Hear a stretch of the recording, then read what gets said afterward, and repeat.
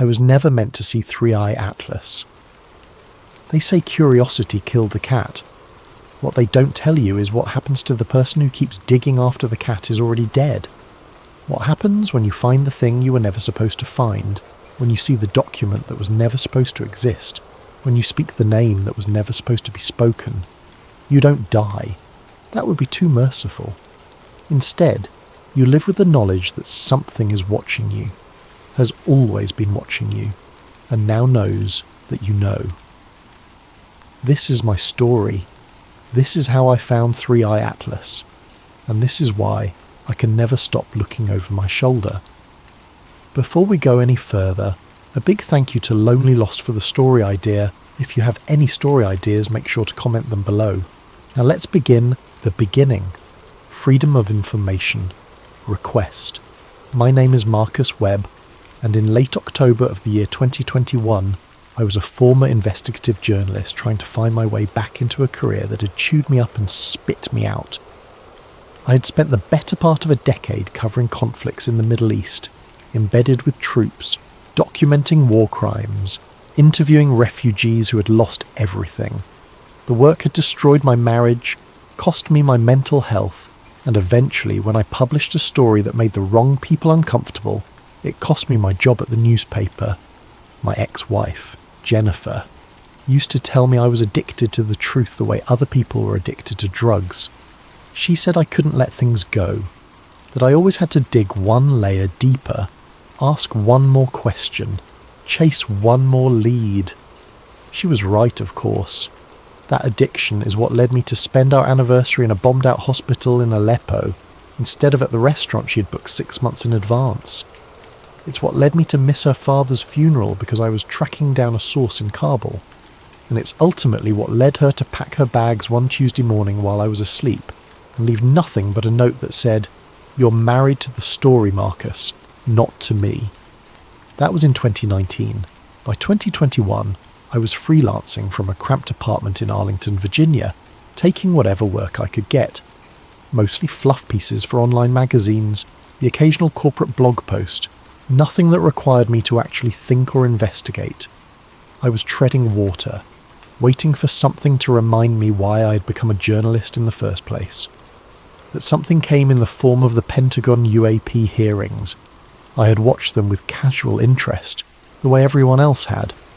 Unidentified aerial phenomena, they called them now, not UFOs. That term was too loaded, too tinfoil hat for the modern era. The hearings were carefully orchestrated, with military officials admitting that yes, there were things in the sky they could not explain, and yes, they took them seriously. It was historic in a strange, anticlimactic way. Disclosure without actually disclosing anything meaningful. But it got me thinking. If they were willing to admit this much publicly, what were they still hiding? I decided to file a Freedom of Information Act request. Nothing ambitious, just a fishing expedition to see what I could pull up. I requested all documents related to UAP incidents that had been reported by military personnel between January of 2015 and December of 2020. I expected to get back a pile of heavily redacted junk, if I got anything at all. FOIA requests are a long game. You submit them knowing that months or even years might pass before you receive anything useful. To my surprise, I received a response within 6 weeks. The package arrived in a standard manila envelope, the kind government agencies use when they are trying to look official but not too official. Inside were roughly 200 pages of documents, most of them so heavily redacted that they were essentially black rectangles with a few scattered words visible here and there. Typical government stonewalling. I poured myself a coffee and started reading through them at my kitchen table, notepad beside me, pen in hand. Most of it was exactly what I expected. Incident reports with all the identifying details blacked out. Witness statements reduced to single visible sentences like "observed object" and "no conventional explanation." I was about to give up and toss the whole stack into a drawer when I noticed something odd. Every 5th or 6th page had a small stamp in the upper right corner, barely visible beneath the redaction marks. I held the page up to the light and squinted. It read, 3I Atlas. Clearance restricted. I flipped through the stack again, this time looking specifically for that stamp. It appeared on maybe 30 of the 200 pages, always in the same place, always with the same phrasing. 3I/Atlas. What the hell was 3I? What was Atlas? I had covered enough classified material during my war reporting days to know that government agencies love their acronyms and code names, but I had never heard of 3I or Atlas in any context. I pulled out my laptop and started searching. Nothing. I tried every combination I could think of. 3I government program, 3I classification, 3I military, Atlas Pentagon, Atlas UAP, Atlas clearance. Every search came back empty or pointed me toward unrelated programs.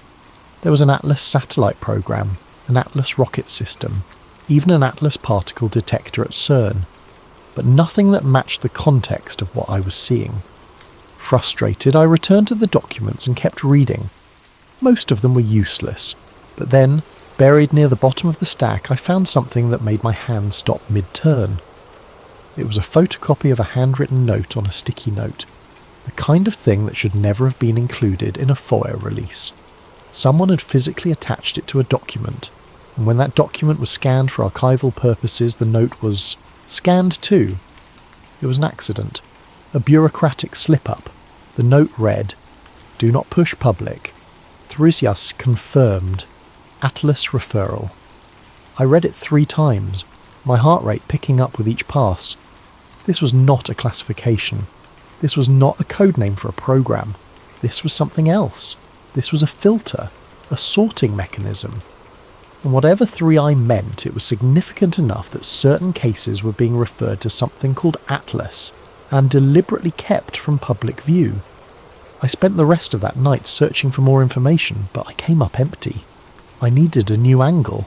I needed to make the system think I already knew what 3I Atlas was.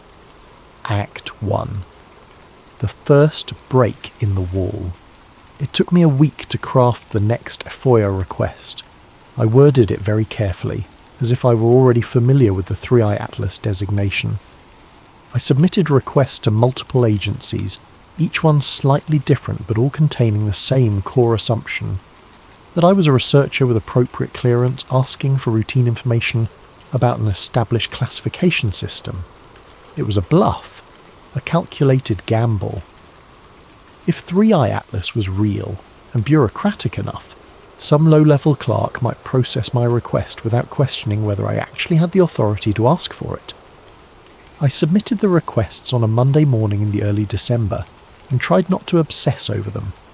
I had other work to do, bills to pay, a life to pretend to live, but every day I checked my email a dozen times, waiting for something, anything to come back.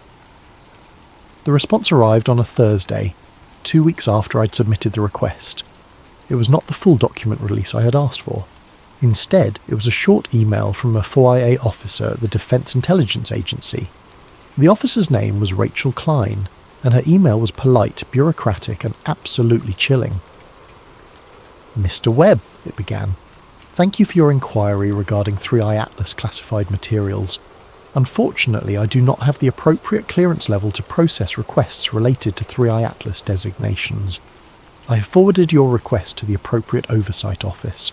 Please allow additional time for review." I stared at the screen, reading and rereading those 2 sentences. She had confirmed it. 3I Atlas was real. It was not a typo, not a mistake, not some random code that I had misunderstood. It was a real classification system, one that required clearance above what a standard FOA officer possessed. My hands were shaking as I saved the email and printed a hard copy. This was the break I needed. This was proof. I immediately tried to reply to Rachel Klein, thanking her and asking if she could provide any additional context, but my email bounced back. Her address had been deactivated. I called the Dear Public Affairs office and asked to speak with her. The person on the other end of the line said there was no employee by that name in their system. I insisted, reading them the email address directly from the message I had received. They put me on hold for 5 minutes and then came back with the same answer. Rachel Klein did not exist. I hung up and sat in silence, staring at the printed email. She had existed 2 days ago. She had processed my request, sent me a response, and then vanished. Scrubbed from the system as if she had never been there at all. That was when I realised I was no longer playing a harmless game of bureaucratic cat and mouse. I had tripped something. I had asked the wrong question to the wrong person, and now someone, somewhere, was paying attention. But I couldn't stop. Jennifer's voice echoed in my head. "You're married to the story, Marcus." She was right then, and she would be right now. I had to know.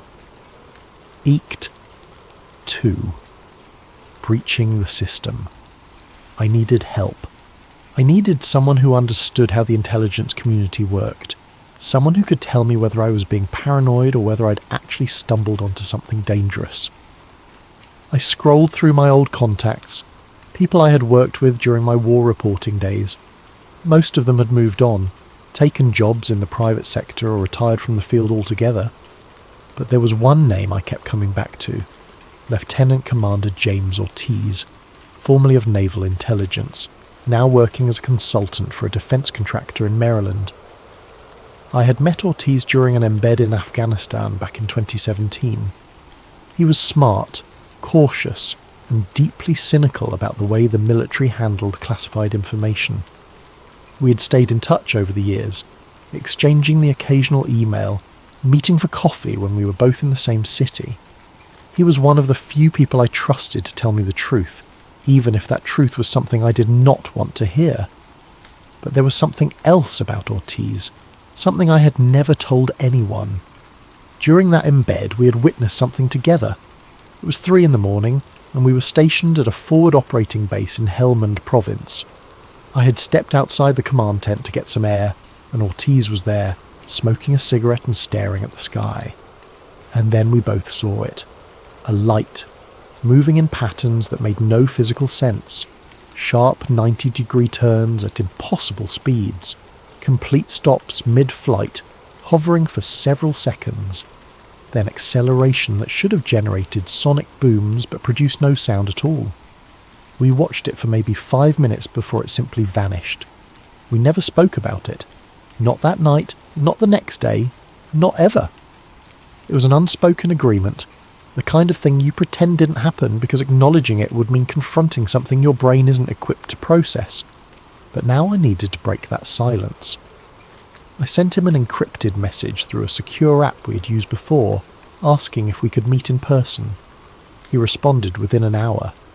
Tomorrow, usual place. Come alone.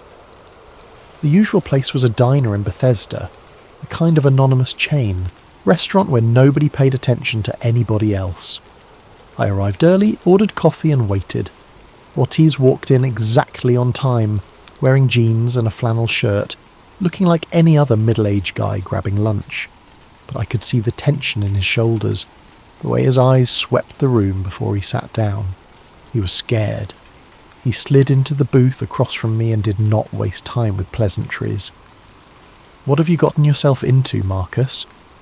I pulled out the printed email from Rachel Klein and slid it across the table. He read it, his expression unreadable, and then looked up at me. "Where did you get this?" "FOIA request. I asked about 3i Atlas. 2 days later, the officer who responded to me vanished from the system." Ortiz folded the paper and handed it back to me. He looked around the diner, checking to see if anyone was paying attention, and then leaned in close. "You need to stop. I need to understand what this is. No, Marcus, you need to stop right now. Walk away from this and never mention it again." I leaned forward, matching his intensity. "James, Afghanistan, 2017, 3 a.m, you remember." His face went pale. For a moment I thought he might get up and walk out.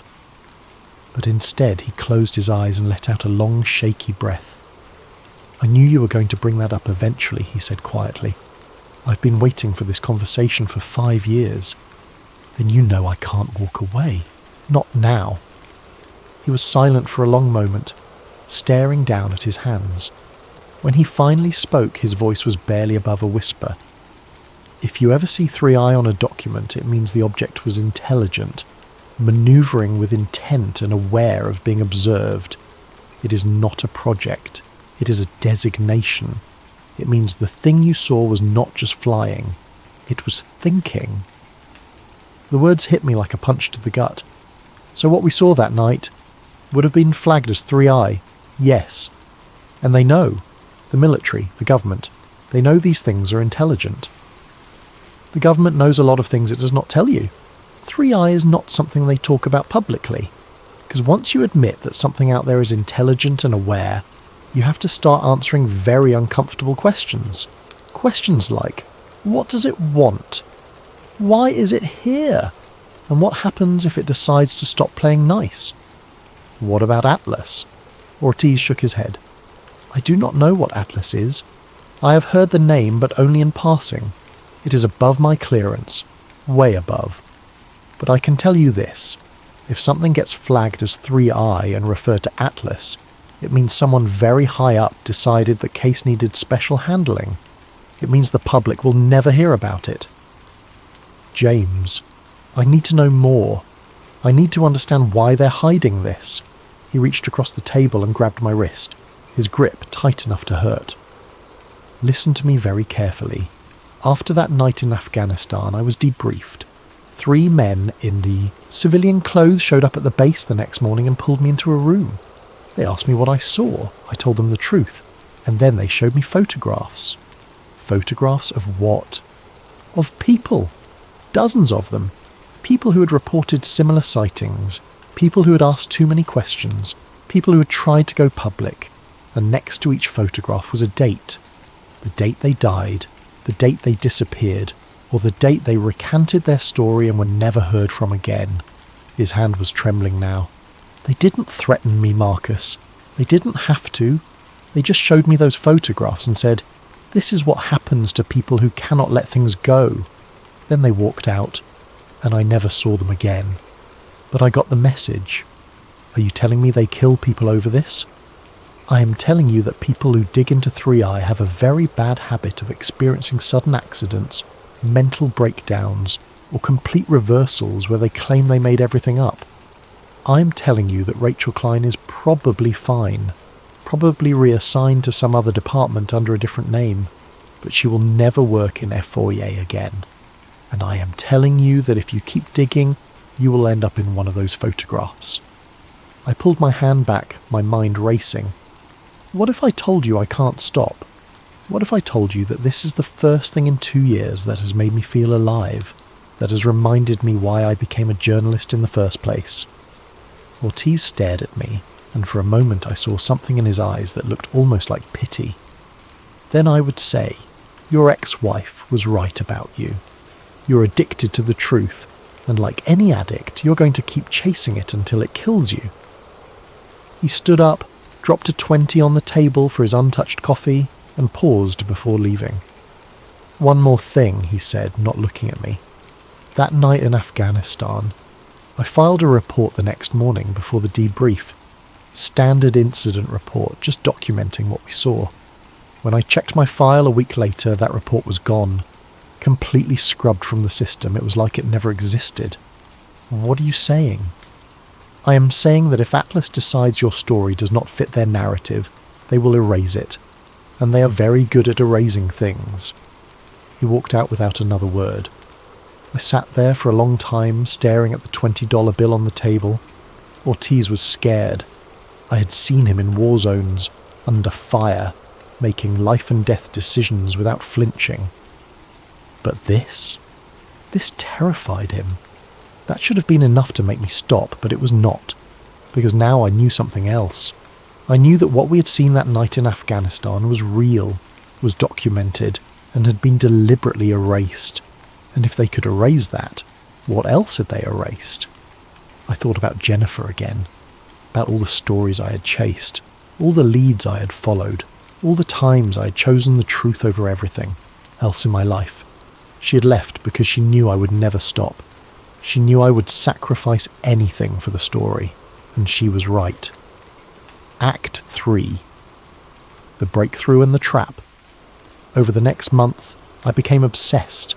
I set up alerts for any mention of 3i or Atlas in leaked documents, declassified files, anything I could find. I joined obscure forums where former intelligence officers traded stories under pseudonyms. I read everything I could about UAP incidents, looking for patterns, looking for cases that might have been flagged as 3i. But I also started thinking about Los Angeles, about September 9th, 2016, about the night I had been there.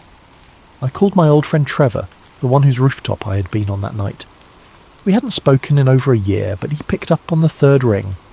"Marcus? Holy shit, man. Long time." "Hey Trevor, listen, I need to ask you something. Do you remember September 2016, when I visited you in Pasadena?" There was a pause. "Yeah, of course. That was a fun weekend." "Do you remember anything unusual happening that weekend?"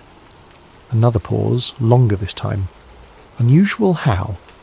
"Like, I don't know. Anything strange in the news? Anything weird people were talking about?" "Marcus, are you okay? You sound paranoid." "Just humour me. Do you remember anything?" "No, man. It was a normal weekend. We drank beer, caught up, talked about your divorce. Nothing unusual at all." My stomach dropped. "Trevor, we were on your rooftop when it happened. We saw it. The thing in the sky. You don't remember that?" Silence. "Trevor, I think you might be confusing that trip with something else, Marcus. We stayed inside that whole weekend because I was getting over a cold. We watched movies and ordered pizza. That's it." I felt cold sweat breaking out on my forehead. "That's not what happened. We were on your roof. There were people in the street pointing at the sky. A massive object, completely silent, just hovering there." "Marcus, I think you need to talk to someone. Like, professionally. That did not happen." "You're telling me you have no memory of that night?" "I am telling you that what you are describing did not happen. Look, I really need to go. Take care of yourself, okay?" He hung up before I could respond. I sat there, phone in hand, trying to process what had just happened. Trevor had been there. He had seen it. We had watched it together. And now he had no memory of it at all. Neural dampening successful. That's what the file had said. No mainstream retention. They hadn't just suppressed the story. They had suppressed the memory. Somehow, they had made thousands of people forget what they had seen. And it had worked so perfectly that even someone who had been standing right next to me, someone I trusted completely, had no recollection of an event that had definitely happened. I felt like I was losing my mind. But I had proof. I had the files. I had the documentation. It was real. I needed more evidence. I needed something concrete that could not be dismissed or explained away. That's when I got lucky. Or unlucky, depending on how you look at it. A friend of a friend, someone who worked as an IT contractor for a defence subcontractor, mentioned in passing that one of the databases he maintained had been breached in a ransomware attack. The breach had been contained, but not before a partial mirror of the database had been copied and leaked online. The leak was small, technical, and of no interest to most people, but he thought I might find it interesting. He sent me a link to a file-sharing site where the leaked data had been posted. It was not the full database, just an inventory. A massive spreadsheet listing case files, reference numbers, dates, and status codes. No actual documents, just metadata. But that was enough. I downloaded the file and opened it on my laptop, my heart pounding as the spreadsheet loaded. There were thousands of entries, maybe tens of thousands. I used the search function to filter by the term 3i. The results made my stomach drop. There were hundreds of entries flagged as 3i verified. Each one included a brief description, a location, a date, and a status update. I scrolled through them, my eyes scanning the descriptions. Jacksonville flyover, July 20th, 2019. Multiple military witnesses. Neural dampening successful. No mainstream retention. Phoenix Lights recurrence, March 15th, 2018. Mass public observation. Atlas intervention. Media suppression effective. Atlantic Ocean encounter, November 3rd, 2020. USS Kid crew interaction. 3I confirmed. Human presence acknowledged. Full debrief under Atlas protocols. I kept scrolling, my hands trembling, until I found an entry that stopped me cold. Los Angeles flyover, September 9th, 2016. Mass public observation. Neural dampening successful. No mainstream retention. There it was. Proof that I wasn't crazy. Proof that what I remembered had actually happened. But then I saw something else. Something that made my hands freeze on the keyboard. There was another entry dated just 2 weeks earlier. Helmand Province, Afghanistan. March 7th, 2017. FOB observation. Military personnel 3I confirmed. Witnesses debriefed.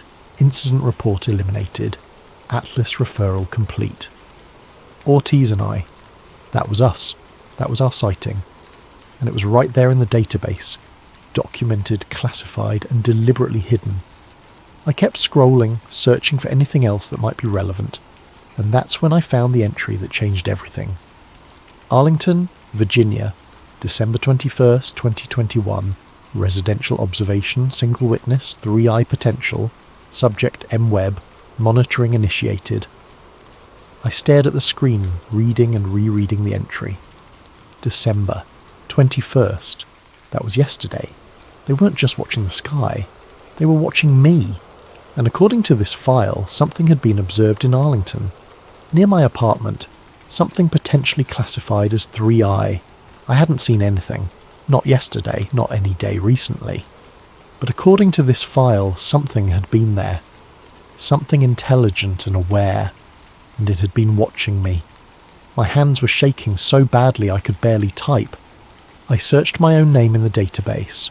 3 more entries appeared. Subject M. Webb. FOIA request intercepted. 3I Atlas terminology detected. Monitoring escalated. Subject M. Webb. Contact with J. Ortiz confirmed. Both parties under observation.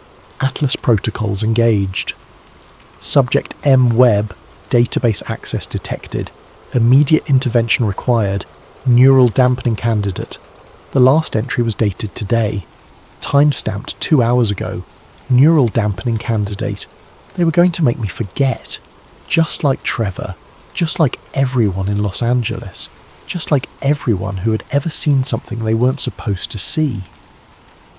I copied the entire spreadsheet onto 3 different external hard drives and deleted it from my laptop. I cleared my browser history, wiped my cache, and restarted my computer. I was being paranoid, but paranoia felt justified now. I grabbed my notebook and started writing everything down by hand. Every detail, every date, every entry I had found. If they were going to erase my memory, I was going to leave myself a trail of breadcrumbs.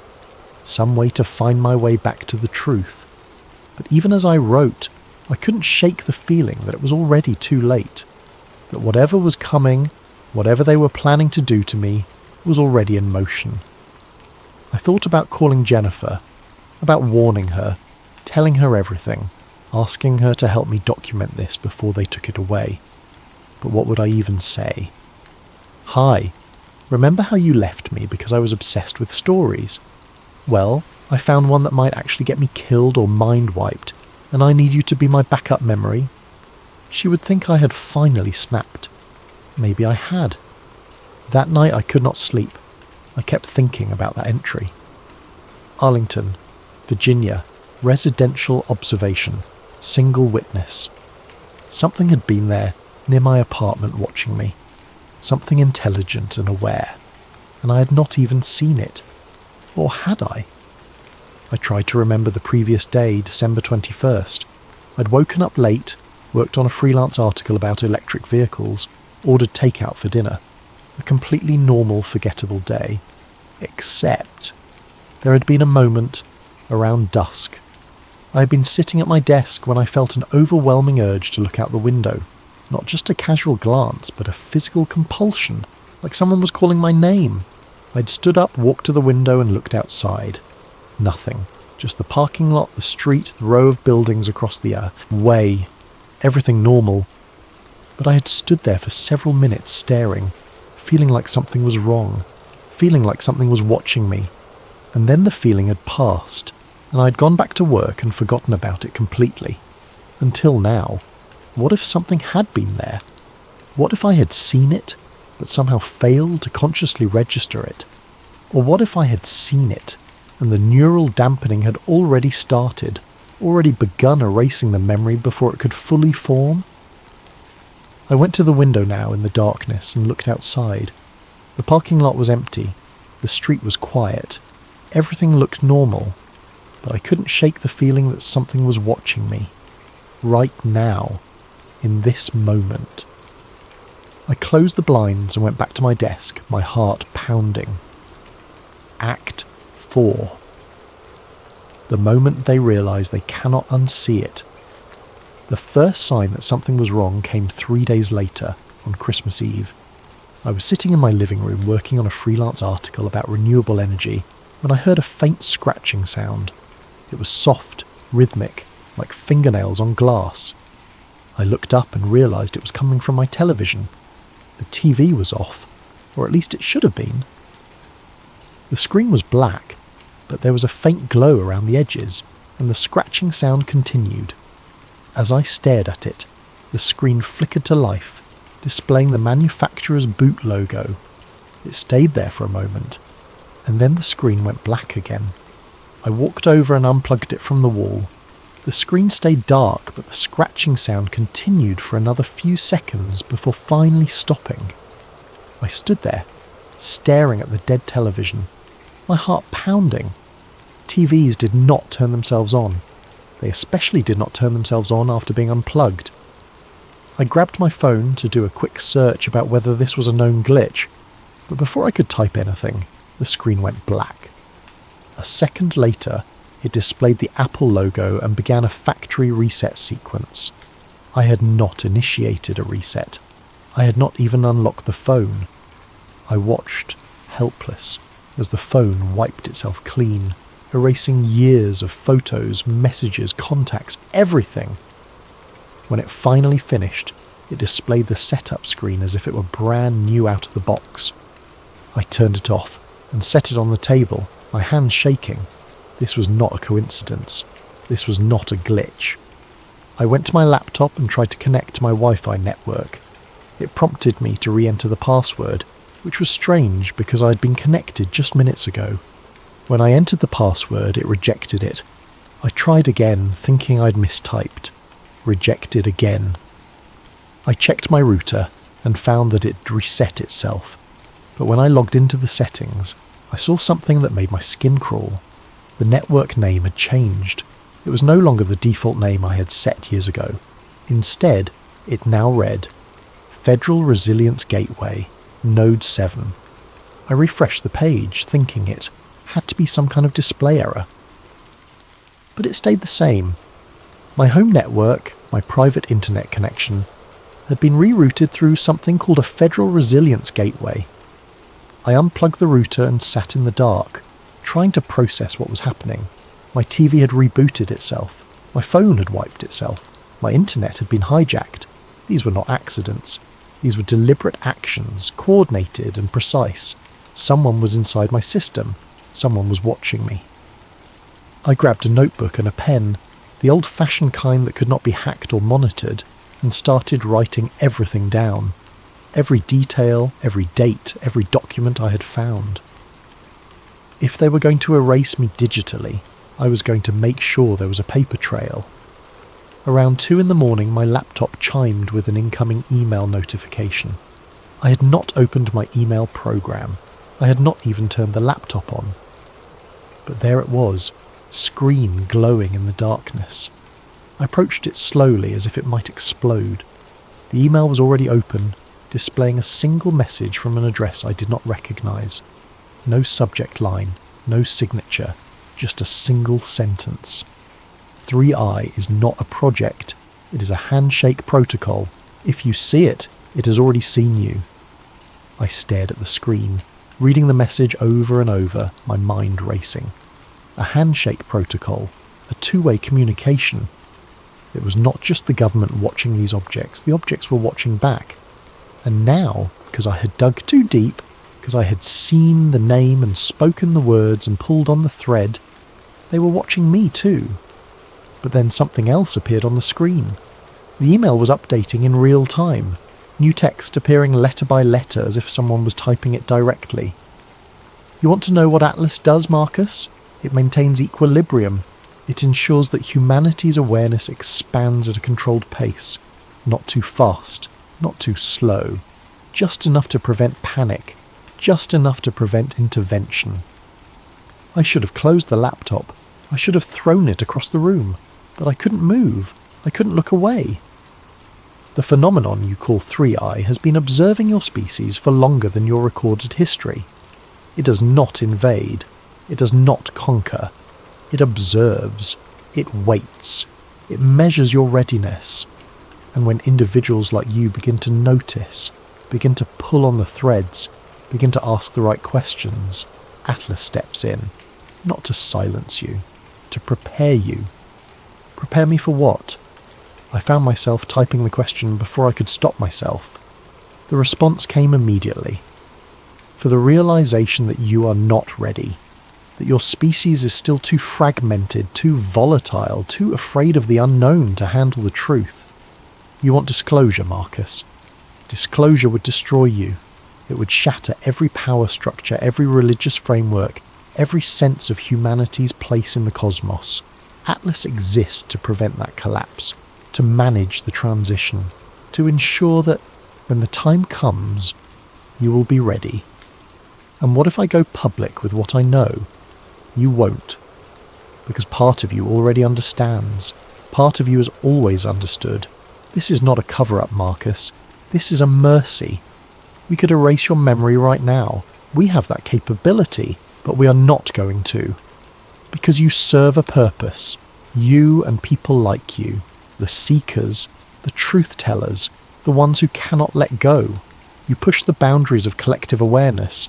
You force the conversation forward, and when enough people like you exist, when enough of humanity is asking the right questions, that is when the equilibrium shifts. That is when readiness is achieved. So you're saying I'm being used? We're all being used, Marcus. You by your need for truth, us by our mandate to observe, them by their nature to watch and wait. The only question that matters is whether you can live with the knowledge you now possess. Whether you can carry this weight without breaking. Whether you can continue to seek the truth, knowing that the truth is not meant to set you free. It is meant to prepare you for a reality you cannot yet comprehend. The typing stopped. The screen went black. And then slowly my laptop powered down on its own. I sat there in the darkness, my mind reeling. Was that real? Had I just had a conversation with Atlas? Or had I imagined the whole thing? Was I losing my mind? I looked down at my hands and realised they were shaking.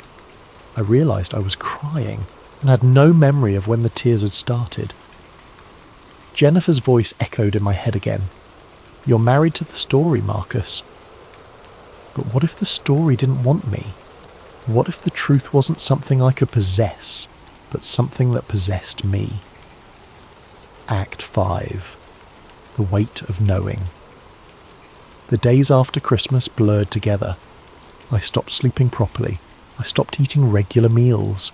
I would sit at my kitchen table for hours, surrounded by printouts and handwritten notes, trying to make sense of what had happened. I tried to reach Ortiz again, but his number was disconnected.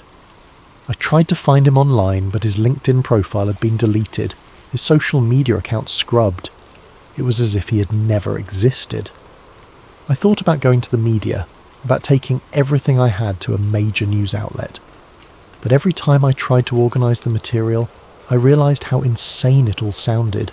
A stamp on classified documents, a vanished FOIA officer, an email conversation with an AI or entity claiming to be Atlas, a database entry about me being monitored. Without Trevor's corroboration of the Los Angeles event, without Ortiz to verify the Afghanistan sighting, without Rachel Klein to confirm the email she sent, I had nothing. Just the word of a disgraced journalist with a history of obsessive behaviour and a failed marriage. They had been right. I couldn't go public because no one would believe me. But I also couldn't stop. I spent every day searching for new information, new connections, new pieces of the puzzle, and slowly, carefully, I began to find them. There were others, hidden in the corners of the internet, posting under pseudonyms, sharing fragments of stories that matched my own. A former Air Force technician who claimed to have seen the 3CI designation on radar logs before they were classified. A retired CIA analyst who mentioned Atlas in a podcast interview before the episode was mysteriously pulled offline. A physicist who published a paper about mass memory suppression technology before recanting the entire thing and checking himself into a psychiatric facility. The pattern was clear. People found pieces of the truth, tried to share it, and then either disappeared, recanted, or were dismissed as mentally unstable. I was next. I knew that. The only question was which path I would take. One night in mid-January I was jolted awake by a sound outside my window. Not the scratching this time, something else.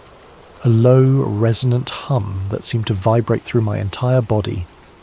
I got up and went to the window, my heart pounding.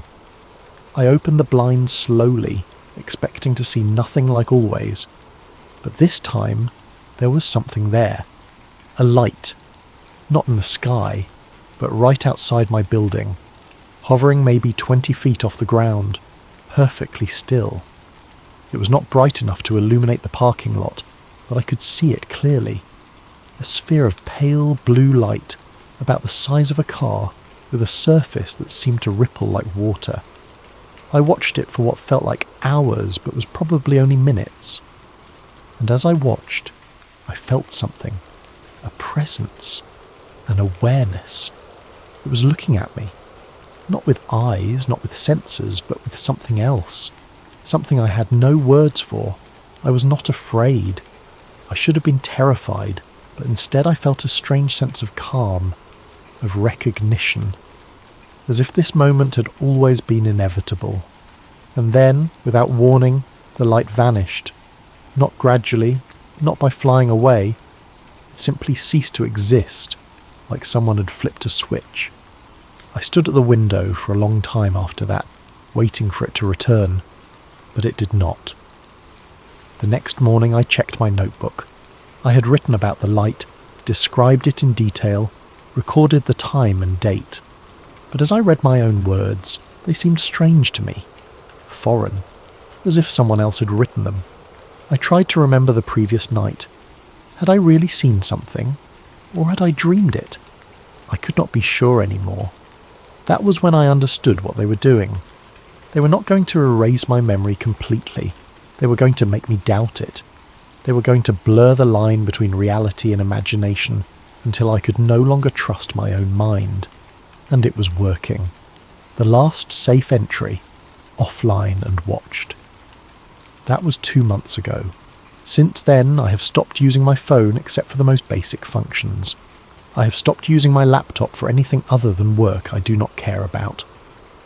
Write everything down by hand now, in notebooks I keep hidden in places I will not mention here. I do not know if this document will ever be read by anyone other than me. I do not know if sharing this story will make any difference. But I need to write it down, if only to prove to myself that it happened, that I am not losing my mind. Atlas is not watching the sky. It is watching the people who notice what is in the sky. There are others like me. I know this because I have found traces of them online, in deleted forum posts and archived blog entries that vanish as quickly as they appear. People who ask the wrong questions, people who see the stamp, people who speak the name. Some of them stop posting. Some of them recant, claiming they made it all up, that they were confused or mistaken. Some of them simply disappear. I do not think they kill us. That would be too obvious, too messy. I think they do something worse. They discredit us. They isolate us. They make it so that even if we scream the truth from the rooftops, no one will believe us. And maybe that is the point. Maybe the greatest cover-up is not hiding the truth. Maybe it is hiding the truth in plain sight and making sure that anyone who sees it is dismissed as a lunatic. I still do not know what 3i really means. Not fully. I do not know what Atlas does with the cases it collects. I do not know what the objects want or why they're here or what it means that they are intelligent and aware. But I know one thing with absolute certainty. They see us. They have always seen us. And now that I have seen them, they see me too. I think about Jennifer sometimes, about what she said before she left. You're married to the story, Marcus. She was right. But what she did not understand, what I did not understand until now, is that some stories marry you back. Some truths, once you find them, never let you go. I am writing this in a coffee shop on the outskirts of Richmond, Virginia, using a public computer that I will never use again. I will print this out, store it somewhere safe, and hope that someday someone else will find it. Someone who is asking the same questions I asked. Someone who sees the same stamp I saw. If that person is you, I have only one piece of advice, and it is not what you think. Do not stop. Yes, it is dangerous. Yes, it will cost you. Yes, you might end up like me, isolated and paranoid and unable to tell the difference between reality and manipulation. But if you stop, if you walk away, if you let the fear win, then they have succeeded. Then the truth stays buried, and the equilibrium they talk about remains unchanged. We are the ones who push the boundaries of collective awareness. We are the ones who force the conversation forward. And maybe, just maybe, if enough of us keep digging, keep questioning, keep refusing to forget, we will reach that critical mass they talked about, that moment when humanity is finally ready. I do not know what happens after that. I do not know if disclosure will save us or destroy us, but I know that we deserve to find out. We deserve to know the truth about what is sharing this planet, this solar system, this universe with us. Even if that truth changes everything, the scratching has started again. I can hear it through the noise of the coffee shop, faint but persistent. It is coming from the computer screen in front of me. I need to finish this now. If you are reading this, know that it is real. All of it. The stamp, the files, the objects that think and watch and know. Atlas is not a myth. It is not a conspiracy theory. It is real. And it is still running, still sorting, still deciding which truths the public is allowed to know and which truths must be buried. And if you ever see that stamp, if you ever find a document marked 3i, you will have a choice to make. You can walk away, forget what you saw, live your life in comfortable ignorance. Or you can do what I did. You can pull on the thread and see where it leads. But know this, the thread pulls back. I am logging off now. I'm going to print this, walk out of this coffee shop, and disappear for a while. Maybe I will resurface in a few months. Maybe I will not.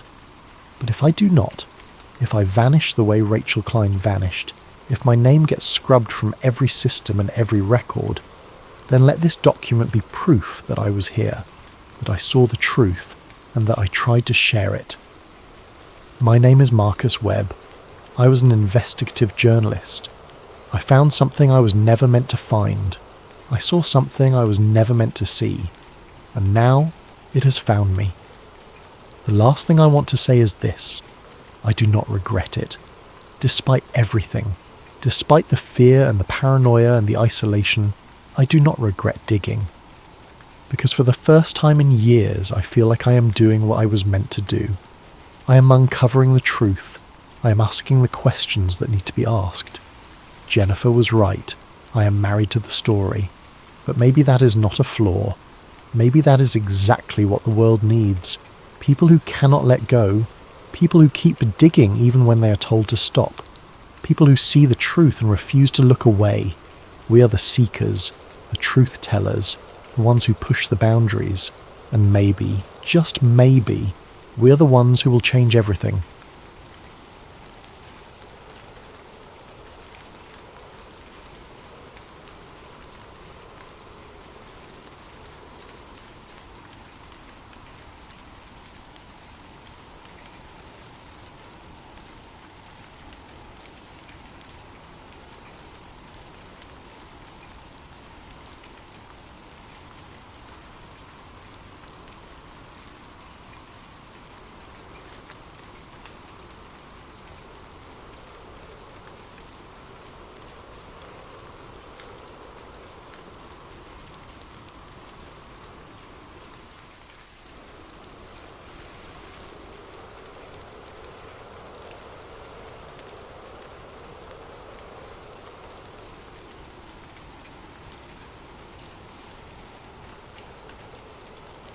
What if the most dangerous secrets aren't hidden in classified files, but buried in plain sight, in the footnotes of forgotten academic papers? What if the government's most classified unit wasn't studying aliens at all, but something far more terrifying? Something that's been manipulating human belief since the dawn of civilization itself. Before we dive into tonight's story, I want to give a shout out to Jeffernan 1772 for suggesting this incredible topic. Your video ideas keep sleep theories going, so please drop your suggestions in the comments below, and if you're enjoying these deep dives into the unknown, make sure to hit that like button and subscribe. Trust me, you won't want to miss what's coming next. Now let's talk about the Collins Elite, and why they might be the most important government program you've never heard of. I wasn't looking for UFOs, I was looking for a way to pay rent. The gig economy had chewed me up and spit me out more times than I cared to count. Web design, freelance writing, even a brief stint delivering food, nothing stuck. But when Dr. Martinelli at the university offered me work as a research assistant, scanning old theological dissertations for the digital archive, I jumped at it. $25 an hour to sit in a quiet library basement, copying dusty Latin passages and obscure biblical references that nobody had touched in decades. It wasn't glamorous, but it paid the bills. The work was mind-numbing mostly. Endless pages of theological debates from the 1950s and 60s, written by seminary students who are probably dead by now. The Augustinian interpretation of angelic hierarchies, post-war perspectives on demonic manifestation, scriptural analysis of divine intervention in modern context. Heavy stuff, but about as exciting as watching paint dry. I'd been at it for 3 months when I found the reference that changed everything. It was October, around 2 a.m. I was halfway through a 1963 thesis titled Angelic Manifestations in Modern Times, 324 pages of dense theological argumentation by a seminarian named Marcus Whitmore. The kind of paper that made me question every life choice that had led me to that basement. I was scanning page 187, a particularly dry section about contemporary witness testimony, when a footnote caught my eye. It wasn't the content that stopped me, it was the context. The main text was discussing reports of luminous beings witnessed by various clergy members throughout the 1950s. Standard religious stuff, the kind of mystical experiences that show up in seminary papers all the time. But the footnote read, "For governmental perspective on similar phenomena, see Collins Elite Memorandum 1957, classification status unknown." I stared at that line for a full minute. It was cited like a real source, with the matter-of-fact tone of academic reference. No explanation, no context, just there. The problem was, this wasn't a section about government or politics. It was about angels. And the thesis was written by a seminary student, not a political science major. So why was he referencing what sounded like a classified government document in the middle of a paper about divine manifestations? I made a note and kept scanning, but the reference nagged at me. Collins Elite. It sounded official, maybe military. But why would a religious scholar in 1963 have access to classified material? And why would he cite it so casually, as if his readers would know what he was talking about? The next day, I couldn't concentrate on my assigned documents. Instead, I found myself searching the university's digital catalogue for any mention of Collins Elite. Nothing came up in the main database, but I had access to some of the restricted theological archives through Dr. Martinelli's login credentials. That's where I found the second reference. It was in a 1959 lecture transcript from a Catholic seminary in Maryland. The speaker was Father Benedict Toretti, discussing unusual spiritual encounters in the post-war era. Most of the lecture was standard theological fare, but near the end, during what appeared to be an informal Q&A session, someone asked about government interest in religious phenomena. Father Toretti's response was brief but loaded. There are those in Washington who understand that not all mysteries can be solved with science. The Collins Elite represents a different approach to certain questions, but we must be careful not to mistake understanding for wisdom or documentation for truth. The transcript noted uncomfortable silence after this comment, and the lecture ended shortly thereafter. 2 references, 2 religious contexts, both suggesting that Collins' Elite was some kind of government program dealing with spiritual or supernatural phenomena. But why were religious scholars the only ones talking about it? And why did they all seem nervous about it? I spent the rest of the week diving deeper into the theological archives. The pattern that emerged was both fascinating and disturbing. Collins' Elite didn't show up in UFO journals or conspiracy magazines. It didn't appear in scientific papers or military histories. Instead, it haunted the footnotes of religious documents like a ghost that only clergy could see. A 1958 exorcism report from a priest in New Mexico mentioned consultation with Collins' Elite regarding non-terrestrial influences. A 1962 seminary paper on demonic deception in the modern age included a cryptic reference to Collins' Elite protocols for distinguishing spiritual from extraplanetary phenomena. A 1961 lecture on comparative religion contained a single chilling line.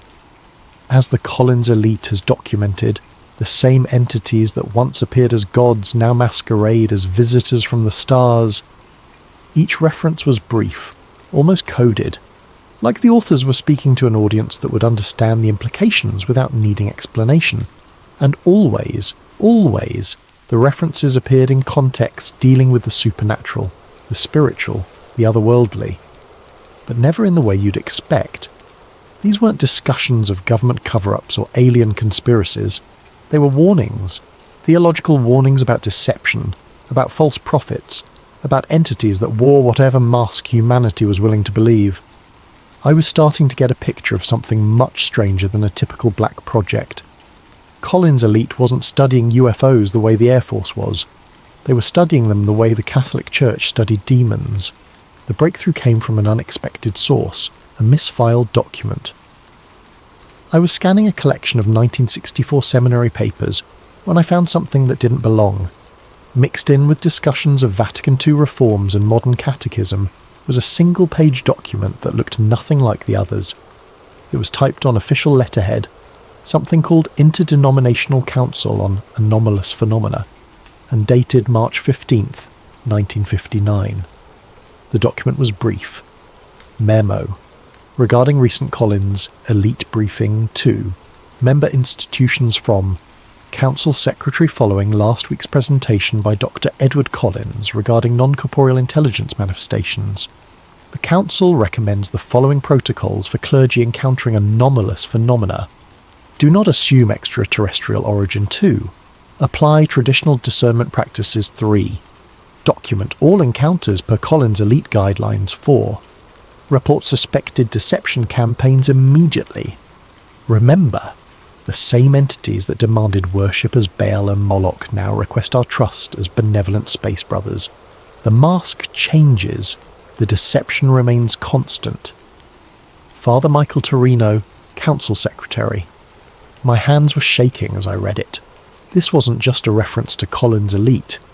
This was evidence of direct collaboration between the program and religious institutions. They were briefing clergy on how to handle UFO encounters, but from a theological perspective. And that last paragraph, it was suggesting that UFO entities weren't aliens at all.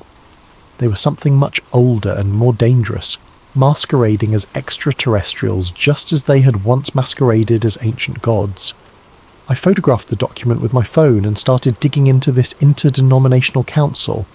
What I found made my blood run cold. The Interdenominational Council on Anomalous Phenomena existed from 1957 to 1969, according to what little I could find. Its membership included representatives from major Christian denominations, Jewish religious authorities, and even some Islamic scholars. The council was supposedly formed to coordinate religious response to unusual phenomena in the post-war era. That was the official line anyway.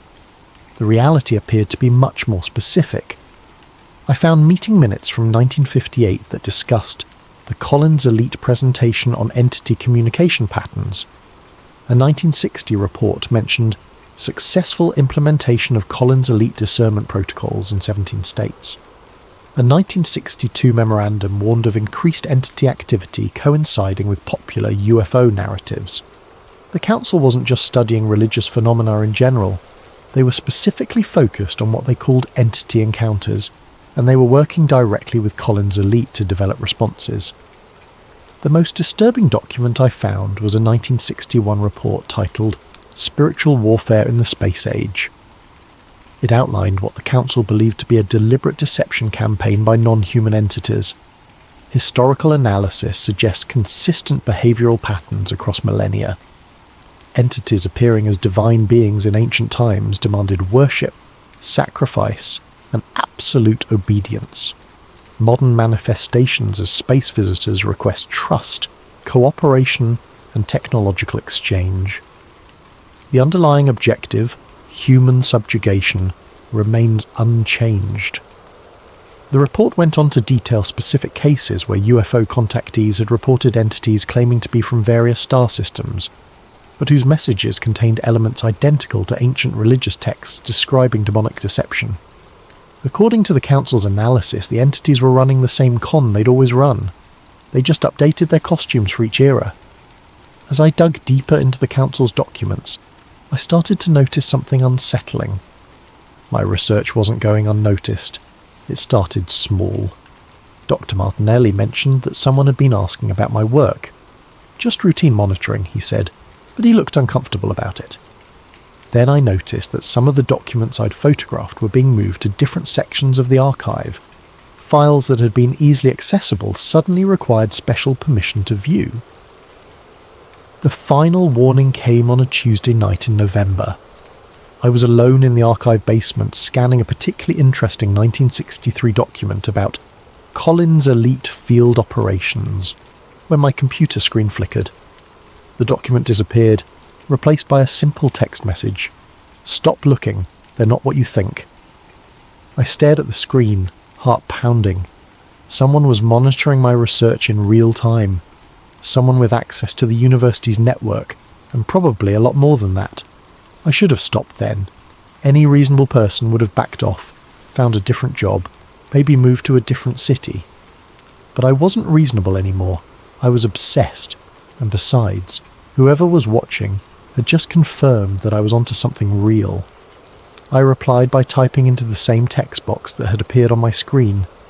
"Then what are they?" The response came immediately. "They've worn every mask we've ever worshipped."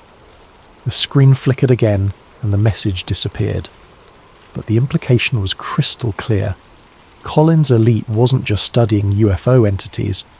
They'd concluded that these entities were the same beings that had manipulated human religious belief throughout history. Ancient gods, modern aliens, same entities, different costumes. After the warning, access to documents became nearly impossible. Files went missing. Archives were suddenly under renovation. Dr. Martinelli stopped returning my emails. It was clear that my research had triggered some kind of response from whoever wanted Collins' elite to remain buried. But I'd already seen enough to piece together the broad outline of their doctrine. Collins' elite appeared to be a small classified unit within the US government that approached the UFO phenomenon from a religious rather than scientific perspective. Based on the scattered evidence I'd found, their core beliefs seemed to be UFO entities were not extraterrestrial visitors. They were the same non-corporeal beings that had interacted with humans throughout history. These entities had consistently masqueraded as whatever humans were most likely to worship or trust. Their ultimate goal was the spiritual subjugation of humanity. The modern UFO phenomenon was simply their latest deception campaign. The unit apparently worked closely with religious leaders to develop protocols for identifying and resisting entity influence. They studied religious texts not for historical interest, but for tactical intelligence about entity behaviour patterns. They viewed exorcists and clergy as frontline personnel in a spiritual war that most people didn't even know was happening. Most disturbing of all, they seemed to believe they were losing. My research into Collins' elite had taken nearly 6 months, and by December I was running out of leads. The documents had dried up, my access was severely restricted, and I was starting to wonder if I'd ever find anything more concrete than footnotes and oblique references. That's when I decided to look at modern UFO phenomena through the Collins Elite lens. What I found was terrifying in its consistency.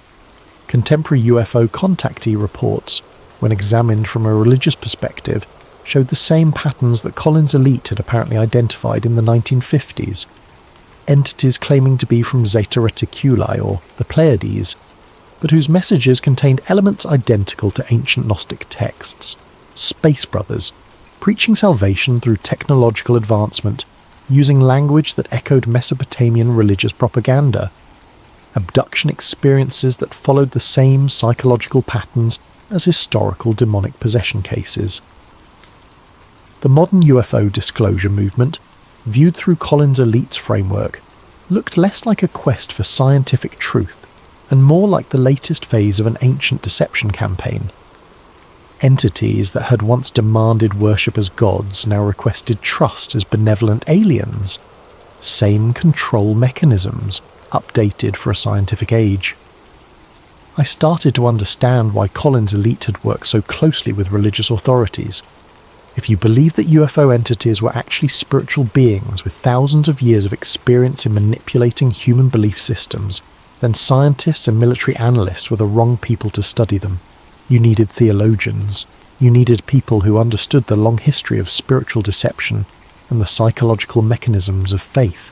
You needed people who could recognize the same lie being told with new words. I thought I'd reached the end of my research when I received an unexpected email in January. The sender was listed as archive.recovery@gmail.com, obviously a throwaway account. The message was brief. You've been asking the right questions. Room 847, basement level manuscript collection. Look behind the Milton volumes. 1 hour only. I almost deleted it. Every instinct told me it was a trap, but the Collins Elite investigation had become an obsession, and I couldn't walk away from what might be my last chance at finding real answers. An hour later, I was in the basement of the manuscript collection, a building I'd never visited before. Room 847 was a cramped storage room filled with old books and filing cabinets. The Milton volumes were easy to find, a complete set of Paradise Lost editions dating back to the 1800s. Behind the books, taped to the back of the shelf, was a manila envelope. Inside was a single document that changed everything I thought I knew about Collins Elite. It was typed on official US government letterhead, dated August 12, 1969, and marked Eyes Only Collins Elite Termination Report. The document was brief but explosive. Memorandum for the record subject, termination of Collins Elite program. Effective immediately. All Collins Elite operations are suspended indefinitely. Program termination follows unanimous recommendation by Collins Elite senior staff. Reason for termination: successful entity infiltration of program hierarchy. Evidence suggests long-term entity influence over program direction since 1961. Collins Elite conclusions regarding entity nature remain valid. However, program itself has been compromised beyond recovery. All Collins Elite personnel are reassigned. All documents classified at highest levels. Religious community partnerships terminated. Interdenominational council dissolved. Public disclosure of Collins Elite findings is prohibited under national security provisions. Final assessment: the entities we sought to understand and counter have proven more sophisticated than anticipated. They have successfully used our own investigation against us, turning our knowledge into a tool for their agenda. The Collins Elite program has become part of the deception we were created to expose. Any future investigation of these phenomena must proceed under the assumption that traditional government and academic institutions are compromised. Minus Dr. Edward Collins, Program Director. I read the document 3 times before the implication sank in. Collins Elite hadn't just been terminated because of budget cuts or bureaucratic reshuffling. It had been terminated because the entities they were studying had infiltrated and co-opted the program itself. The Watchers had been turned into accomplices, and if that was true in 1969, what did it mean for every government UFO program since then? Sitting in that storage room, holding what might be the last authentic Collins Elite document ever created, I finally understood the true scope of what I'd uncovered. Collins' elite hadn't been a fringe program run by religious zealots. It had been a serious government investigation that reached a conclusion so disturbing that the entities being studied had been forced to destroy it. The program had gotten too close to the truth, so the truth had destroyed the program. But what was that truth? Based on everything I'd found, Collins' elite had concluded that the UFO phenomenon was not extraterrestrial contact, but rather the latest phase of an ancient psychological operation. Non-corporeal entities, call them demons, call them interdimensional beings, call them whatever you want, had been manipulating human belief systems for millennia. They had appeared as gods to ancient peoples, demanding worship and sacrifice. They had manifested as angels and devils to medieval societies, shaping religious doctrine. And now they were appearing as alien visitors to a technological civilization, promoting their agenda through the language of science and space exploration. The genius of it was that each generation thought they were encountering something new. Ancient peoples saw divine visitation, medieval believers saw spiritual manifestation, modern witnesses see extraterrestrial contact. But according to Collins' elite, it was always the same entities, always running the same basic deception, always working toward the same goal, the spiritual and psychological subjugation of humanity. The entities had realized that direct worship was no longer feasible in a scientific age, so they had adapted, presenting themselves as technologically advanced aliens who could offer humanity salvation through scientific advancement. Instead of demanding worship, they requested trust. Instead of requiring sacrifice, they asked for cooperation. But the underlying dynamic remained the same, humans giving up their autonomy to beings who claimed to have their best interests at heart. And if Collins' elite was right, the modern UFO disclosure movement was simply the latest phase of this deception campaign. The termination document explained why I'd never heard of Collins' elite in any mainstream UFO research. It wasn't being covered up by the government to hide alien contact. It was being covered up because the government itself had been compromised by the entities Collins' elite was studying. Think about it. Every major government UFO program since Collins' elite, Project Blue Book, AA-TIP, the UAP Task Force, had approached the phenomenon from a purely technological perspective. They studied craft capabilities, flight patterns, potential propulsion systems. They never asked the questions Collins' elite had been asking. What do these entities actually want? Why do their messages always promote dependence rather than independence? Why do their promises of enlightenment always require surrender of human agency? Those questions weren't being ignored by accident. According to the termination document, they were being actively suppressed by entities who had learned to work within government and academic institutions.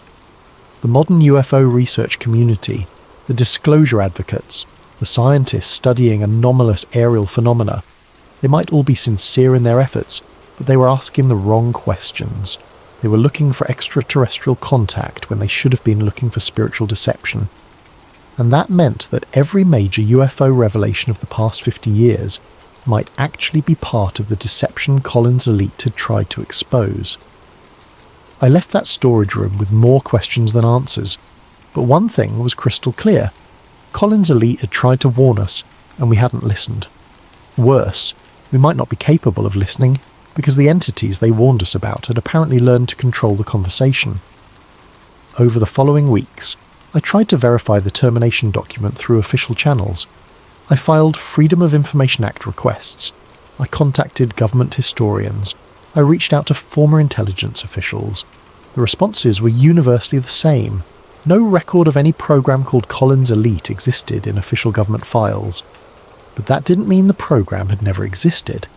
It just meant that someone had been very thorough in erasing it.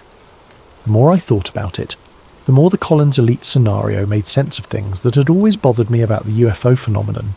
Why did entity messages always promote technological dependence rather than spiritual development? Why did alien contact always require humans to abandon their traditional belief systems? Why did every promised revelation turn out to be just another layer of mystery? According to Collins' Elite, it was because the entities weren't trying to enlighten us. They were trying to control us. and the best way to control a technologically advanced species was to convince them that salvation could only come through higher technology, provided by beings who claimed to have humanity's best interests at heart, the ancient formula updated for a scientific age. After finding the termination document, I thought my Collins Elite investigation was over, but 2 weeks later I received another cryptic email from the same archive. Recovery account. You found the termination report. Good. Now find the real archive. Dr. Elena Rodriguez, Georgetown University Theology Department. Tell her Marcus sent you. I almost ignored it. The rational part of my brain was screaming that I was already in too deep, that whoever was feeding me information might be leading me into something dangerous. But the name Marcus rang a bell. Marcus Whitmore, the author of that first 1963 thesis where I'd found the Collins Elite reference. Could he still be alive? Dr. Rodriguez's office was in a converted Victorian house on the Georgetown campus, tucked between the main theology building and an old chapel. When I mentioned that Marcus had sent me, her reaction was immediate and alarming. She locked her office door, closed the blinds, and pulled out a device I later learned was a radio frequency detector. 62 years, she said quietly, sweeping the device around the room. 62 years Marcus has been waiting for someone to follow the trail far enough to find him. He's 91 years old and still afraid they're listening. Dr. Rodriguez led me through a maze of basement corridors beneath the theology building to a climate-controlled storage room I never could have found on my own. Inside, Marcus Whitmore sat surrounded by filing cabinets that looked like they'd been moved there decades ago. He was ancient, but his eyes were sharp and alert. "You're the one asking about Collins Elite," he said. It wasn't a question. "Eleanor tells me you found the termination report. That means they decided you were ready." "They?" "The survivors. The ones who got out before the infiltration was complete." He gestured to the filing cabinets around us. "We've been maintaining our own archive for over 50 years. Everything the government tried to bury, we preserved. What Marcus showed me over the next 6 hours changed everything I thought I knew about Collins Elite, and about the scope of the deception they had uncovered. Collins Elite hadn't begun as a government program at all. It had started in 1947 as an informal network of military officers, intelligence analysts and religious scholars who were disturbed by early UFO reports. What bothered them wasn't the craft themselves, but the messages being delivered by the entities inside them. The contactee movement was just getting started, Marcus explained, pulling out files from the late 1940s. George Adamski, Daniel Fry, Truman Bethurum, all these people claiming contact with benevolent space brothers. But when you analysed their messages from a theological perspective, they weren't promoting human spiritual development. They were promoting dependence. The early Collins Elite had conducted detailed analyses of contactee messages and found disturbing patterns. The entities consistently promoted several key themes: the inadequacy of human religion, the necessity of technological advancement, the benefits of surrendering human decision-making to superior beings, and the dangers of independent spiritual development. It was the same psychological framework used by every cult in history, Dr. Rodriguez added. Isolate the subject from their support systems, convince them that traditional sources of guidance are inadequate, then position yourself as the only reliable source of truth. But Collins Elite's analysis went deeper than simple cult mechanics. They had identified specific linguistic and conceptual patterns that appeared across different contactee cases, patterns that matched historical accounts of demonic deception dating back thousands of years. Marcus showed me a 1952 analysis comparing Adamski's alleged conversations with Venusian beings to transcripts from 16th century witch trials. The parallels were undeniable. The same promises of secret knowledge, the same dismissal of conventional morality, the same emphasis on the chosen status of the contactee. That's when we knew we were dealing with something ancient, Marcus said. These weren't aliens from space. They were the same entities that had been manipulating human belief systems since the beginning of recorded history. By 1957, Collins Elite had attracted official government attention. The CIA and military intelligence was struggling to understand the UFO phenomenon from a technological perspective, but Collins Elite was approaching it from an entirely different angle, and getting results. We could predict contactee behaviour patterns, Dr. Rodriguez explained. We could identify which cases were likely to be genuine entity contact versus hoaxes or psychological episodes. We could even predict what messages the entities would deliver in future contacts. This predictive ability had made Collins Elite invaluable to government agencies dealing with UFO incidents. But it had also made them a target. Marcus pulled out a thick file labelled Entity Response Patterns, 1958 to 1961. Inside were dozens of reports documenting how UFO activity and contactee experiences changed in response to Collins Elite investigations. Whenever we got too close to exposing their methods, they would shift tactics, Marcus said. Study their linguistic patterns too closely, and suddenly contactees would start receiving messages in completely different styles. Document their technological claims, and they would start demonstrating entirely different capabilities. The entities weren't just running a deception campaign, they were actively monitoring the investigators and adapting their approach in real time. But the most disturbing pattern was personal targeting. Collins Elite members began experiencing their own anomalous encounters, but these experiences were clearly designed to discredit or manipulate the investigators, rather than provide genuine contact. Dr. Edward Collins himself was contacted in 1960, Marcus revealed. The entity claimed to be from Rigel and offered to provide him with advanced technology in exchange for shutting down the Collins Elite program. When he refused, the encounters became increasingly threatening. Other Collins Elite members reported similar experiences, contact attempts that seemed designed to either co-opt them or drive them out of the program entirely. The entities were fighting back. The termination document I'd found told only part of the story. The real disaster began in 1961 when Collins Elite was formally incorporated into the government's UFO investigation apparatus. That was our mistake, Marcus said bitterly. We thought official recognition would give us more resources, better access to witness testimony, protection from entity retaliation. Instead, it gave them access to us. With official status came new personnel assignments, government oversight, and integration with other classified programs. Collins Elite's small, tight-knit network of trusted researchers was suddenly flooded with new members whose backgrounds couldn't be thoroughly vetted. The infiltration was subtle at first, Dr. Rodriguez explained. New analysts who would subtly shift the focus of investigations, administrative personnel who would lose crucial documents, supervisors who would redirect resources toward more promising lines of inquiry. By 1965, original Collins Elite members were reporting that their research conclusions were being systematically altered before reaching higher-level officials. Analyses emphasizing the deceptive nature of entity contact were being rewritten to focus on potential technological benefits. Warnings about spiritual manipulation were being deleted entirely. Marcus showed me internal memos from 1966 to 1968, documenting the growing suspicion among original Collins Elite members that their program had been compromised. They began conducting parallel investigations using secure channels, trying to determine whether the infiltration was the result of foreign intelligence operations, bureaucratic incompetence, or something more sinister. By 1968, we had our answer, Marcus said grimly. It was the entities themselves. They had learned to work through human intermediaries, people who might not even be consciously aware that they were being influenced. The evidence was subtle but damning. New Collins Elite personnel consistently made decisions that served entity interests, redirecting investigations away from deception analysis, promoting contactees who delivered pro-entity messages, suppressing research that exposed manipulation tactics. The final proof came when Dr. Collins tried to present his findings to the Defense Intelligence Agency in 1969, Dr. Rodriguez said. His presentation was completely rewritten between the time he submitted it and the time it was delivered.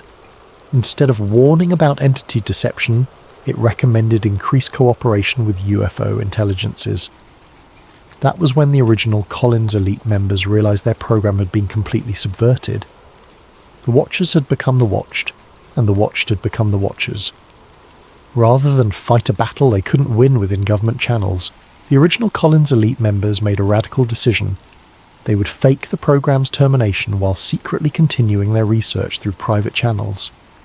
The termination report you found was genuine, Marcus explained, but it wasn't the end of Collins' elite. It was the beginning of the real investigation. Using their existing contacts within religious institutions, academia and government, the Collins elite survivors established a covert network for continuing their research. They couldn't publish their findings or seek official recognition, but they could continue gathering evidence and developing their understanding of the entity deception campaign. "We've been operating continuously for over 50 years, Dr. Rodriguez said, documenting entity activity, analysing their evolving strategies, tracking their infiltration of various institutions. The underground Collins elite had identified several key developments since 1969. The entities had largely abandoned individual contactee operations in favour of influencing institutions directly.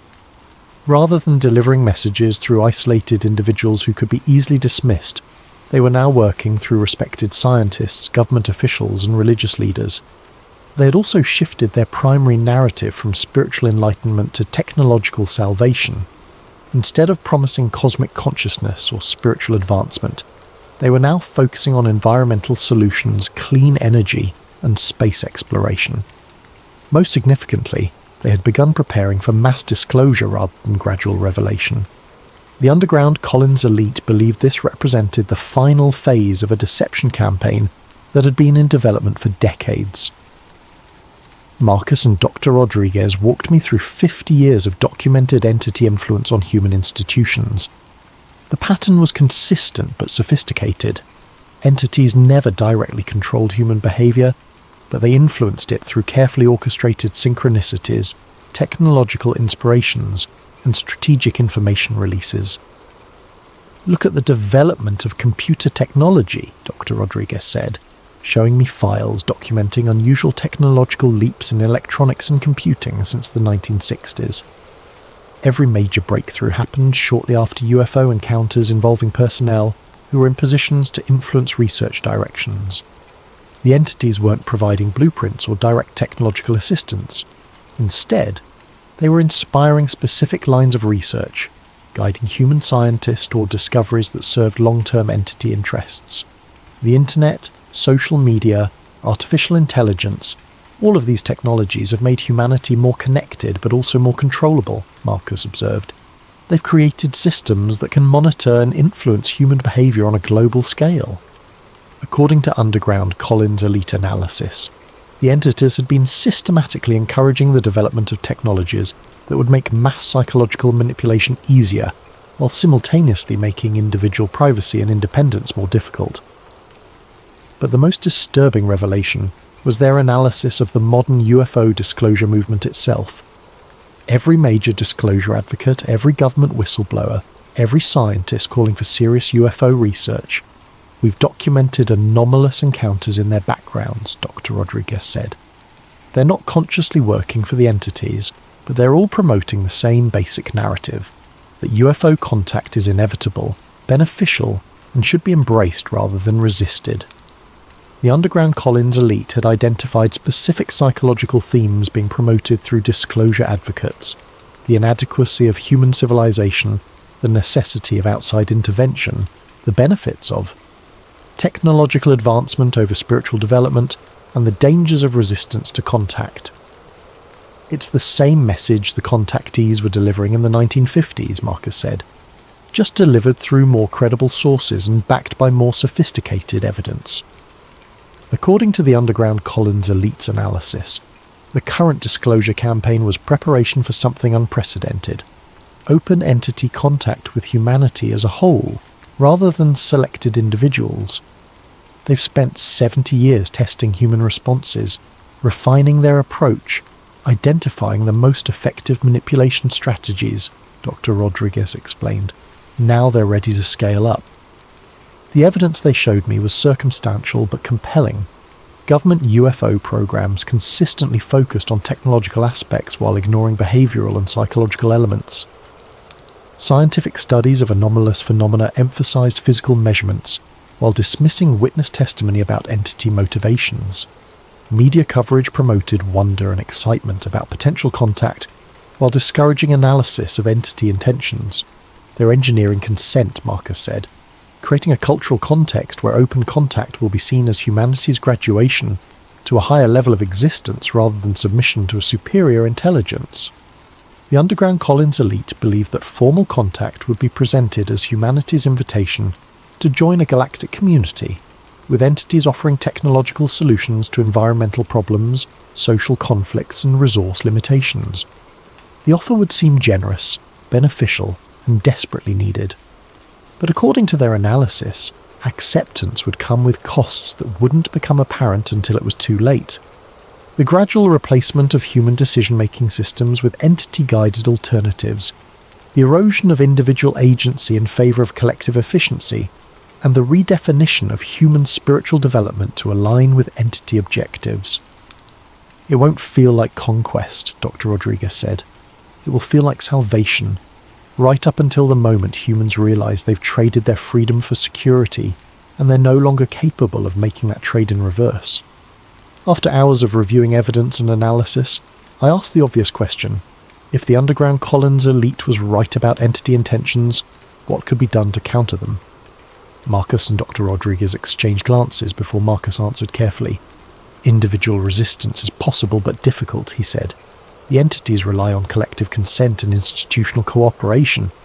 They can't force contact on humans who genuinely reject it, but they can make such rejection seem irrational, antisocial, or harmful. The underground Collins elite had developed what they called spiritual inoculation, techniques for recognizing and resisting entity influence. These included traditional religious practices like prayer and meditation, but also more analytical approaches, questioning the source and motivation behind any message promoting dependence, examining whether proposed solutions increased or decreased human agency, and maintaining strong connections to human community and traditional wisdom. The entities are masters of isolation and dependency, Dr. Rodriguez explained.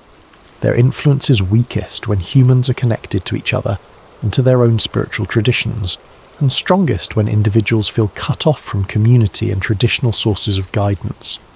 But individual resistance wouldn't be enough if the entities succeeded in achieving mass consent for contact. The underground Collins elite believed that their most important function was preserving and disseminating knowledge about entity deception methods, so that future generations would have the tools needed to recognize and resist manipulation.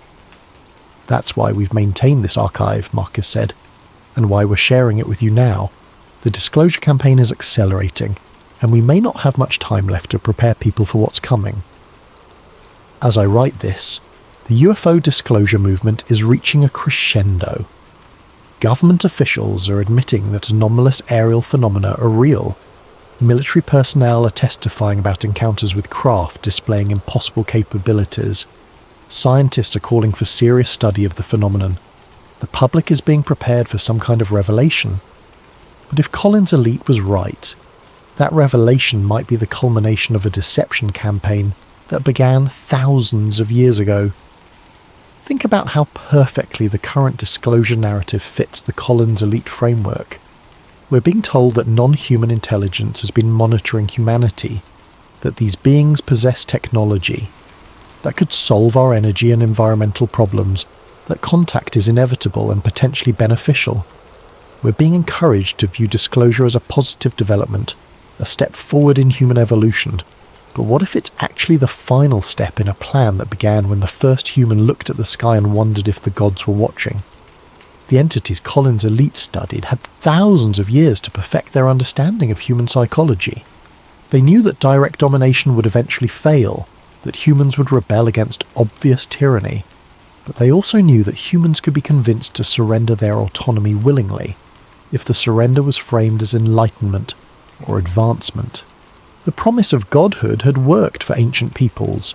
The promise of salvation had worked for medieval societies. And the promise of technological transcendence might be working on us right now. Marcus and Dr. Rodriguez had given me a framework for understanding the entity deception campaign, but they also gave me something more practical. A list of specific indicators that the final phase was beginning. We've been tracking these markers for decades, Dr. Rodriguez explained, showing me a comprehensive timeline of predicted developments. When all of them align, it means the entities believe humanity is ready for open contact. The first indicator was mainstream media normalization of UFO phenomena, not just reporting on UFO incidents, but actively promoting the idea that contact would be beneficial. According to their analysis, this phase had begun in earnest around 2017 and was accelerating rapidly. The second indicator was government disclosure of UAP reality without disclosure of government conclusions about entity intentions.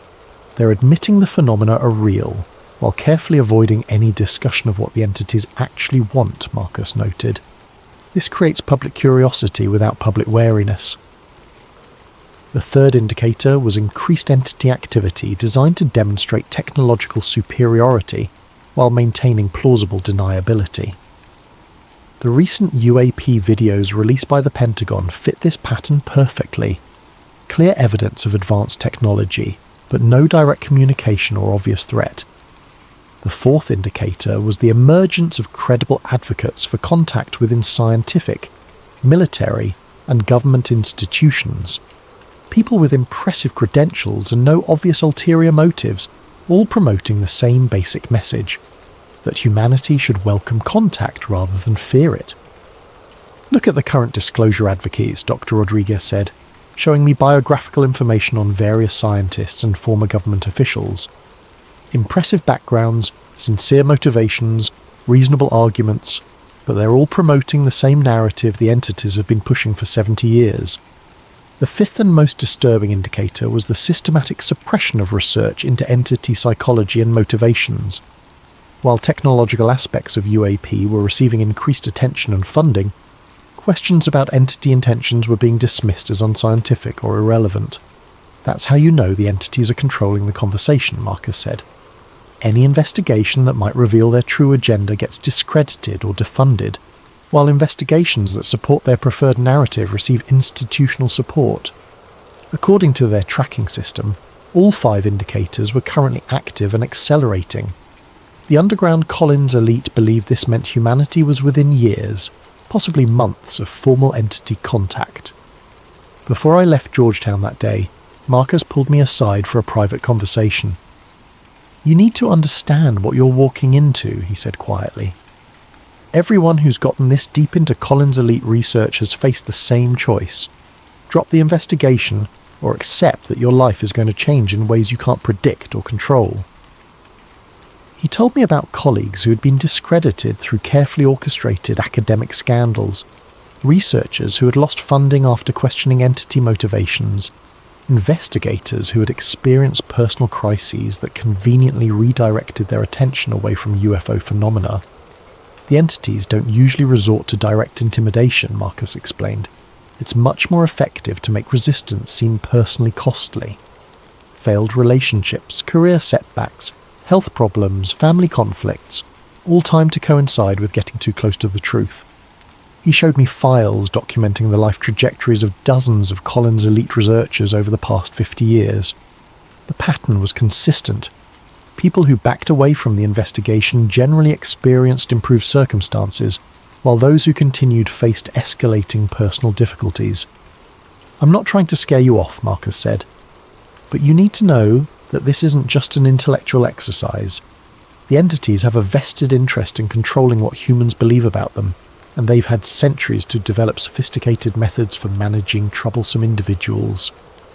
Dr. Rodriguez had faced similar pressures.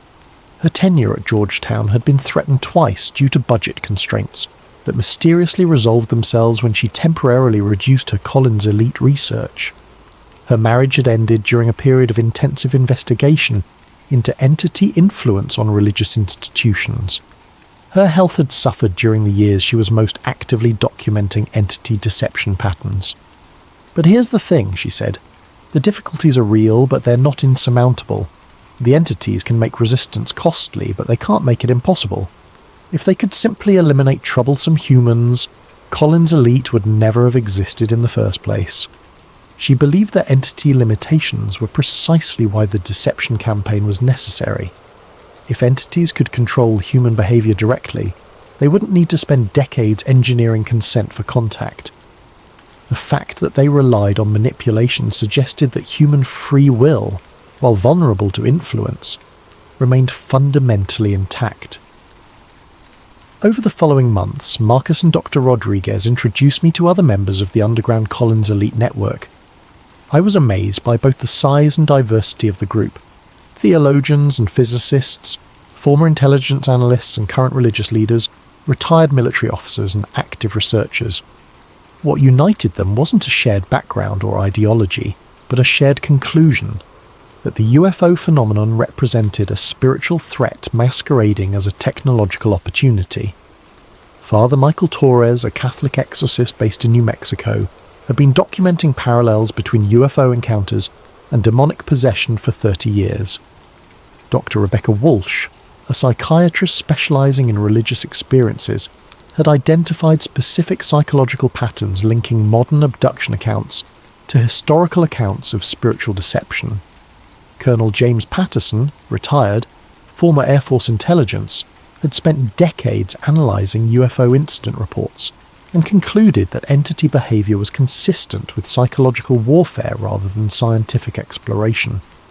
Each member of the network brought specialised knowledge and perspective, but all had reached similar conclusions about entity motivations and methods. More importantly, all had experienced some form of pressure or retaliation for their research, confirming the underground Collins elite's assessment that entity influence extended far beyond individual contactee cases. "We're not conspiracy theorists," Dr. Walsh explained during one of our meetings. "We're researchers who followed the evidence to an uncomfortable conclusion. The UFO phenomenon is real, the entities are real, but their intentions aren't what they claim to be." The network had developed sophisticated methods for secure communication and information sharing, operating on the assumption that their activities were being monitored by both government agencies and entity-influenced individuals within those agencies. "We have to assume that any information we share through normal channels will be compromised," Colonel Patterson explained. "But we also can't become so paranoid that we stop sharing information entirely. The entities benefit from our isolation more than our communication." As my involvement with the underground Collins elite deepened, I learned that the network extended far beyond the United States. Religious leaders in Europe, researchers in Asia, indigenous spiritual authorities in South America, all were reporting similar observations about entity activity and deception patterns. Dr. Rodriguez arranged for me to speak with several international contacts via encrypted communication channels. Their perspectives added crucial context to the Collins elite analysis. Brother Antonio Mendez, a Spanish monk who specialized in mystical theology, had been tracking entity influences on contemporary religious movements. His research suggested that entities were actively promoting syncretistic spiritual practices that emphasized cosmic consciousness over traditional religious authority. "They're not attacking religion directly," he explained through a translator. "They're subtly altering it, encouraging beliefs and practices that make humans more receptive to entity guidance and less connected to traditional sources of spiritual wisdom." Dr. Yuki Tanaka, a Japanese researcher studying anomalous phenomena in Buddhist contexts, had identified similar patterns in Asian spiritual communities. Entity influences seem designed to promote meditation practices that open practitioners to external guidance, while discouraging those that strengthened individual discernment and spiritual independence. Maria Santos, a shaman from Peru, described entity encounters that closely paralleled North American UFO contact reports, but framed in terms of traditional indigenous spirituality. The entities consistently promoted abandonment of ancestral traditions in favour of updated spiritual practices more suitable for the modern world. "Same spirits, different masks," she said simply. "They tell each culture what that culture wants to hear, but always with the same goal: make humans depend on them instead of their own traditions and wisdom." The global perspective confirmed the underground Collins elite's assessment that entity activity was coordinated across cultures and belief systems, but adapted to local contexts and expectations. The deception campaign wasn't centered in any particular country or religion. It was targeting human spiritual independence as a universal phenomenon. Based on decades of analysis and current trends, The underground Collins elite had developed a timeline for what they believed would be the final phase of the entity deception campaign. Phase 1, 2020 to 2025, mainstream normalization of UFO phenomena through government disclosure and media coverage. Emphasis on technological aspects while avoiding discussion of entity psychology or motivations. Gradual preparation of public consciousness for the possibility of contact. Phase 2, 2025 to 2030. Increased entity demonstrations designed to showcase technological capabilities and benevolent intentions, possibly including solutions to environmental or energy crises that humanity appears unable to solve independently. Growing public pressure for government contact initiatives. Phase 3, 2030 to 2035, formal contact between entity representatives and human governments. Presentation of comprehensive assistance packages addressing climate change, resource depletion, social conflicts and technological limitations. Initial agreements for limited cooperation and information exchange. Phase 4, 2035 to 2040. Gradual integration of entity guidance into human decision-making systems. Replacement of traditional political, economic and social structures with entity-recommended alternatives. Growing human dependence on entity technology and advice. Phase 5, 2040 plus. Complete transformation of human civilization according to entity specifications. Elimination of independent human spiritual development in favour of entity-directed consciousness evolution. Humanity's transition from independent species to managed resource. The genius of the timeline is that each phase will seem like humanity's choice, Dr. Rodriguez explained. People will vote for leaders who support contact. They'll demand access to entity technology. They'll embrace changes that make their lives easier and more comfortable. Marcus nodded grimly. By the time humans realize they've traded their freedom for security, the infrastructure for independence will have been dismantled. They'll be completely dependent on systems they don't understand, controlled by entities they trusted. The timeline wasn't inevitable, according to Underground Collins' elite analysis, but it was highly probable unless humanity developed widespread awareness of entity deception methods and conscious resistance to manipulation. That's why we're talking to you, Marcus said, and why we've been talking to researchers like you for 50 years. Information is the only weapon we have against this kind of psychological operation. After months of research and analysis, I found myself facing the same choice that every Collins elite researcher had faced since 1947. Accept the implications of what I'd learned, or find a way to dismiss it as paranoid speculation. The evidence was circumstantial but extensive. The pattern was consistent but complex. The implications were staggering but difficult to prove conclusively, and the personal costs of continued investigation were becoming increasingly apparent. My freelance work had dried up mysteriously. Dr. Martinelli had stopped returning my calls after someone complained about my misuse of university resources. My relationship was suffering under the strain of long hours spent on research I couldn't fully explain. My sleep was disrupted by dreams that felt more like memories of conversations I'd never had. But I also couldn't ignore what I'd learned. If Collins' elite was even partially correct, then humanity was walking into the most sophisticated trap in recorded history. And if that trap succeeded, future generations would live in a world where human independence was not just restricted, but literally unthinkable. The choice, ultimately, was between personal comfort and collective responsibility, between individual security and species survival, between the easy path of accepting official narratives and the difficult path of questioning everything I thought I knew about humanity's place in the universe. I chose to continue the investigation. It's been 6 months since my first meeting with Marcus and Dr. Rodriguez, and I'm no longer the same person who stumbled across that footnote in a theological dissertation.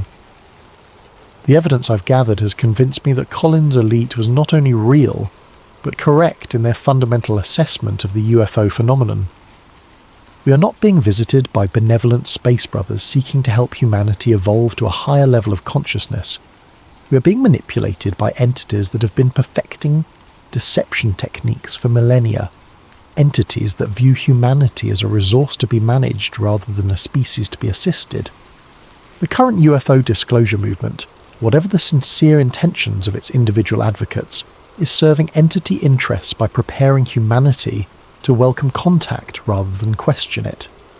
The technological solutions being offered through various contact scenarios are not gifts, but baits in an elaborate trap that will close once humanity becomes dependent on entity guidance. And the most terrifying aspect is that it's working exactly as planned. Public opinion is shifting in favour of contact. Government agencies are admitting UFO reality while avoiding UFO psychology. Scientific institutions are studying technological aspects while ignoring behavioural patterns. Religious leaders are embracing cosmic spirituality while abandoning traditional discernment practices.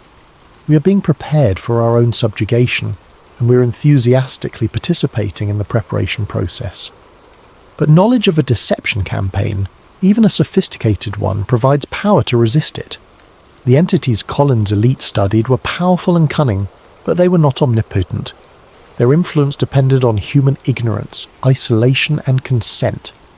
When humans understood their methods and refused to cooperate, entity influence diminished significantly. The underground Collins elite has spent 50 years documenting entity weaknesses as well as their strengths. They've developed techniques for recognizing and resisting manipulation. They've maintained networks of communication and support that entity influence cannot completely penetrate, and most importantly, they've preserved knowledge that would otherwise have been lost or corrupted. That knowledge is now available to anyone willing to look for it, question official narratives, and think independently about humanity's future. The choice between freedom and security, between independence and dependence, between human agency and entity guidance remains open. But that choice won't remain open forever. According to every timeline the underground Collins elite has developed, we are rapidly approaching the point where collective consent for entity contact will make individual resistance increasingly difficult and ultimately ineffective. The time for choosing is now. The information needed to choose wisely exists, but it requires effort to find and courage to accept. The consequences of choosing poorly may be irreversible. 60 years ago, Collins' elite tried to warn us. Today, their successors are still trying. Whether humanity listens and whether we choose wisely remains to be seen. But the warning has been delivered. The evidence has been presented. The choice is ours. Maybe that's why you never hear their name in congressional hearings or disclosure reports, because Collins' elite wasn't warning us about aliens. They were warning us about faith in the wrong thing, and how easily it can damn us. The question isn't whether Collins' elite really existed.